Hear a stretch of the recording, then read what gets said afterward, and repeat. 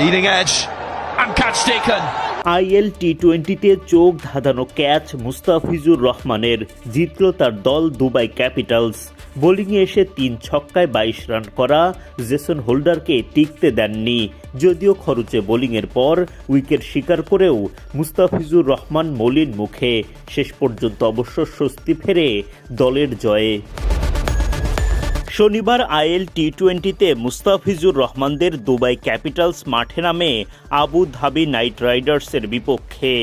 আগে ব্যাট করতে নেমে 196 রানের বড় পুঁজি দাঁড় করায় দুবাই। এরপর বোলিংয়ে নেমে ইনিংসের দ্বিতীয় ওভারে বল করার সুযোগ পান মুস্তাফিজ। নিজের প্রথম ওভারে দারুণ নিয়ন্ত্রিত বোলিং দ্য ফিজের। ওভারের শেষ বলে বাউন্ডারি হজম করে খরচ করেন 7 রান। এই ওভারে 3টি ডট বল করেন মুস্তাফিজ। টাইগার পেসার পরের ওভারেও নিয়ন্ত্রিত বোলিং বজায় রাখেন।